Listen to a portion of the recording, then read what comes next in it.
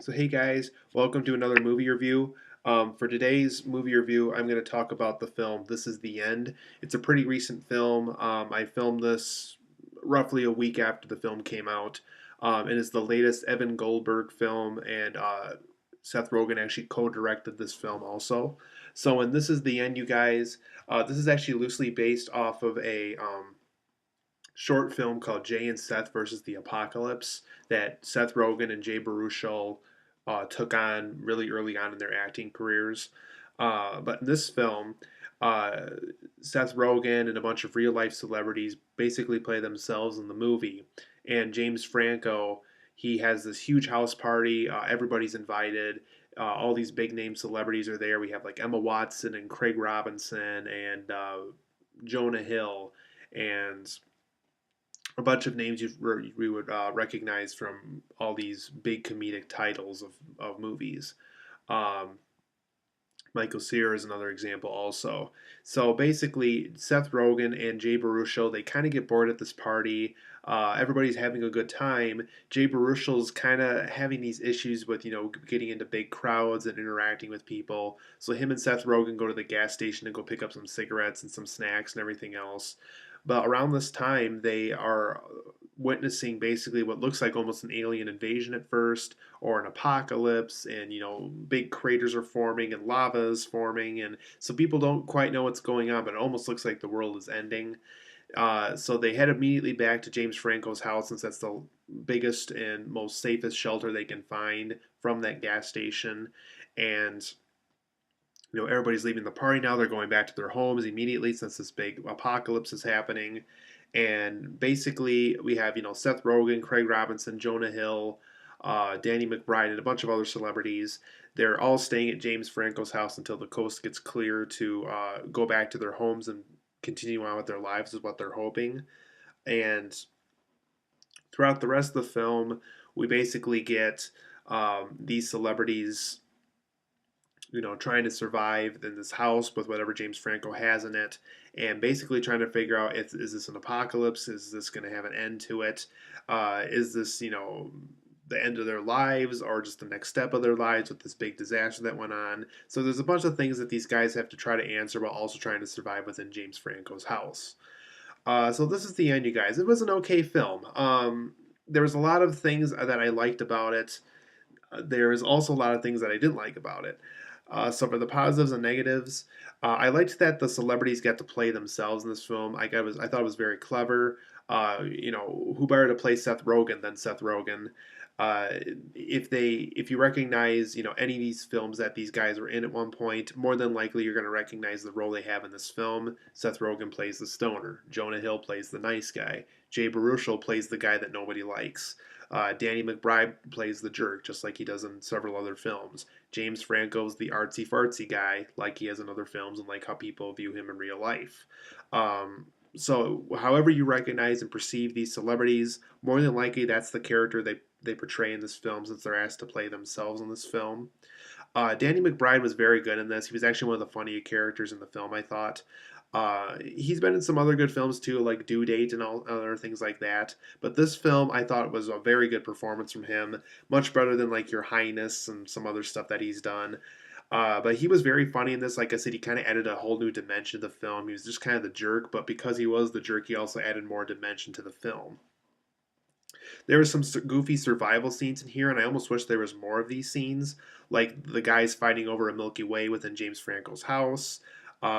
People deciding, how they're going to go get the water from outside. How they take turns and everything else. So just some really goofy survival scenes in here that were really fun to watch. There was some very effective dirty humor in this film. There is a lot of penis jokes. There's just a lot of really dirty humored jokes in here. People admitting kind of their inner deep, dark secrets, both sexually and personally. And you find out a lot about these celebrities in this film that I'm sure doesn't really happen in real life, but they did it for comedic purposes within the film. But it's really effective, dirty humor that's actually quite funny at times.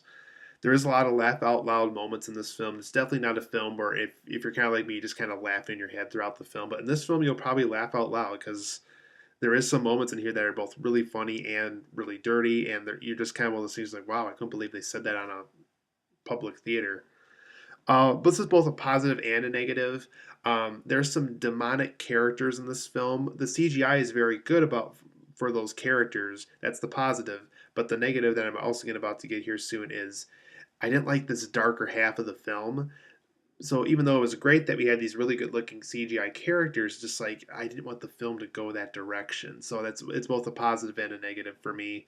For overall negatives, there's a very dark half, and it's the second half of the film that I really didn't like. It's a much different approach than the first film, the first half of the film. First half of the film's comedic, and they're trying to survive within James Franco's house and everything.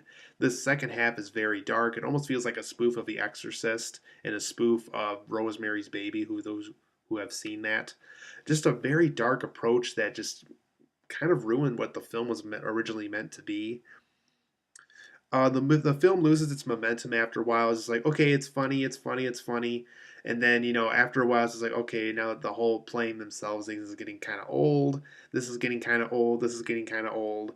It just kind of loses its momentum after a while. You can kind of see why this was based off a short film because, well, short films don't mean as much concepting as a feature length film does.